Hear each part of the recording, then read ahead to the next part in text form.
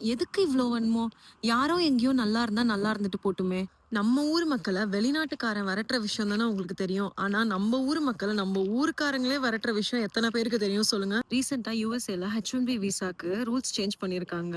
அதோட நியூஸ் போஸ்ட்டுக்கு கீழ கமெண்ட்ஸ்ல போய் பார்த்தா ஃபுல் வன்மம் தான். சூப்பர் இனிமே யாருமே போக முடியாது. அங்க இருக்க எல்லா இந்தியன்ஸையும் தொரத்தி விடுங்க அப்படின்னு சொல்லிட்டு, திரும்பி வந்தா யாருக்கு லாஸ்ன்னு நினைக்கிறீங்க? யுஎஸ்ல வேலை பார்த்துட்டு வரவங்களுக்கு நம்ம ஊர்ல பிரெஃபரன்ஸ் தருவாங்களா? இல்ல ஆல்ரெடி அங்கேயே ஒர்க் பண்ணிட்டு இருக்கவங்களுக்கு பிரெஃபரன்ஸ் குடுப்பாங்களான்னு நீங்களே சொல்லுங்க.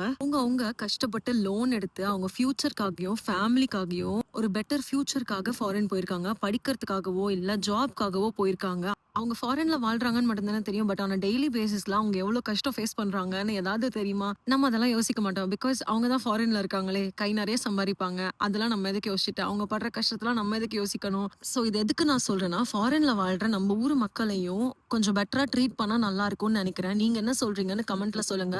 அப்புறம் ஏன் இந்த மாரி ஒரு சில பேர்லாம் வந்து நம்ம ஊர்க்காரங்கள நம்ம ஊர்க்காரங்களே இப்படி பேடா ட்ரீட் பண்றாங்கன்னதும் எனக்கு கமெண்ட்ல சொல்லுங்க.